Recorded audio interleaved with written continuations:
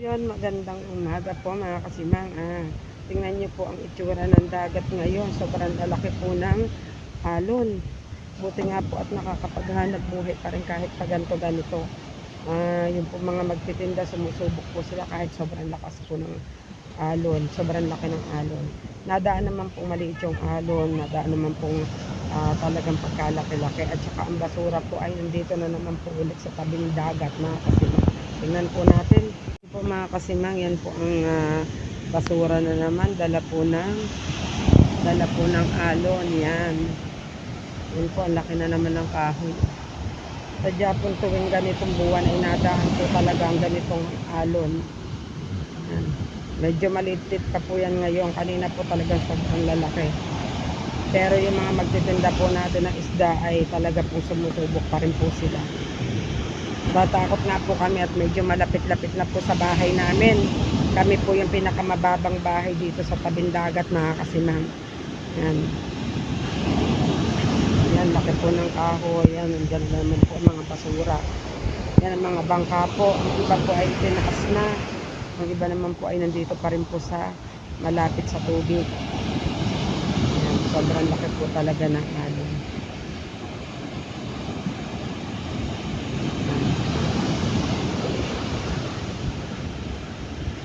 Yan.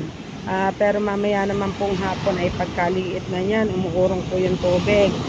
Buti naman po at yung magtitinda po ay nakakauwi ng maayos paghapon dahil lumiliit po yung tubig niya, naurong po sa paparoon sa palaot, tapos maluang po ang walang tubig paparto sa tabing sa pag-akyat ng bangka, kaya po hindi nahihirapan sa pag-uwi.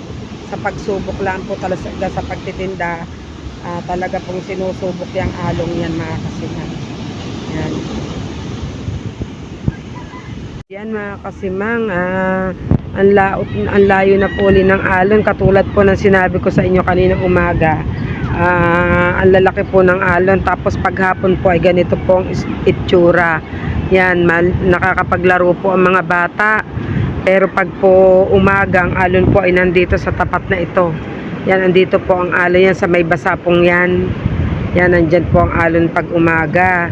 Pag ganito naman pong oras, yan nandyan sa malaot na. Ito po ay katihan na, mga naliligo na mga bata. Yan, dami pong bisita doon.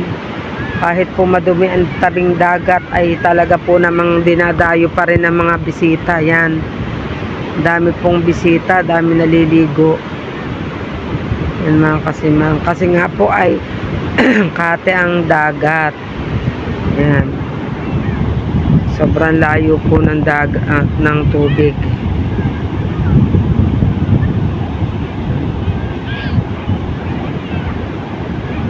Bukas po ng umaga, ang tubig po nandito na po ulit siya sa basa po na yan. Yan, nandyan na po ulit bukas ng umaga ang tubig. Ngayon, dami pong batang mga naglalaro. Yun, nangangalaykay po si Miriam at yung kapatid niya dahil sobrang basura nga po dala ng tubig, tubig kaninang umaga. Lapitan po natin ang mga batang naglalaro. Yan.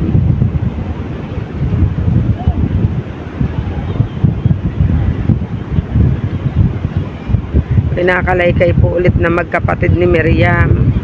Bukas po ulit ng umaga, dyan na po ulit lahat ng basurang yan.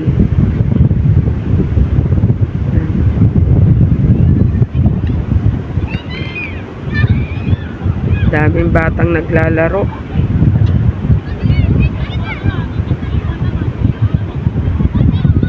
Mamaya po antayin po natin ang mga bangka na sumubok kanina sa alunan ng umaga. Hindi ko lang po na-videohan. At ako po ay naglalaplap ng pain.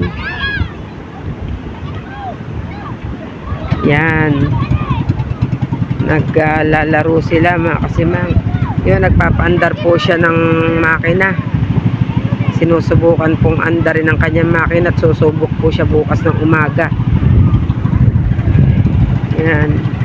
Mga naglalarong mga kabataan. Shout out Mary! Yan, nagkakalaykay po sila. Yan, dami pong basura. O, yan. Pinakalaykay nila. Maghapon na sila dyan. Tina, shout out, Tina. Ayan. Kakalaykay pa rin sila. Kaninang umaga hanggang ngayon. Tapos bukas po ng umaga, ganyan na naman po yung basura. Gawa ng alon. Ang alon hanggang dito pag umaga. Yan, nandito po ang alon pag umaga. Pag hapon po, naandyan na siya. Ang layo po nang nawawala. Yan, sasaya ng mga bata.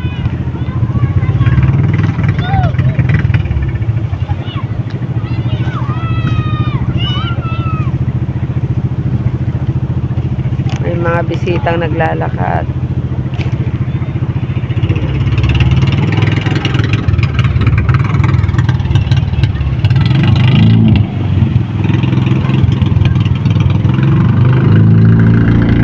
Mamaya po, antayin po natin ang mga sumubok na bangka, mga nagtitinda ng isda.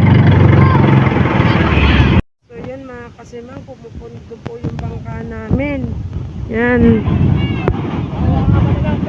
Yan po, yung bangka po namin, napundo po siya sa alunan. Yan po. Gamit po ng anak ko. Yan. Nasa alunan po ang bangka namin, hiniram po. Yan, tumagilid pa. Yan. Ang laki po ng alon mga kasimang.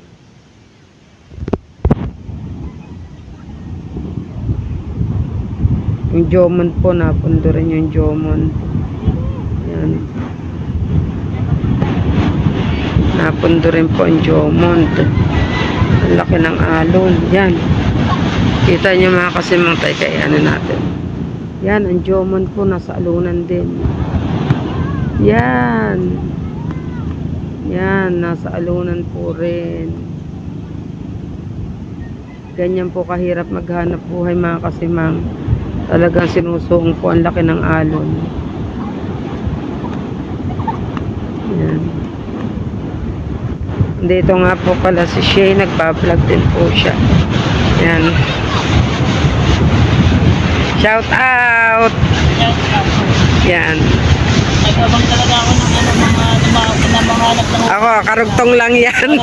Tapos na ako. karugtong ng Kaya nga, karugtong rin na rin. Yan. Yan po yung Jomod na katagilid. Ano naman po yung bangka namin itataas. Ma'am, bumura tayo. Yan, medyo madilim na po mga kasimang. Hindi ko lang alam. Wala akong load, di ko matawagan. Yan, binuhat na po ang bangka namin mga kasimang. Yan, si Kakuto, asawa ni Kabuhaghag, si Caronel Official, asawa ni Joanne. Yan. Yan po ang bangka namin, binuhat na. Iniram po yan ni Madel. Nagtinda po sila. Kahit po medyo malaki yung alon, talagang go, go, go lang po. Kakatakot ang alon eh, baka tayo malunod. Yan. Titingnan po natin kung nakaubos. Ayoko maligo sa dagat, baka tayo malunod. Yan. Yan po ang anak ko, siya po yung pumundo. May tirawaw. Mga banagan. Ano yan, yan po ang basura. Dala po ng alon pag umaga. Hindi pala nilikaw. Yan. Yan po ang tirang isda. Dami pong tirang isda ng anak ko.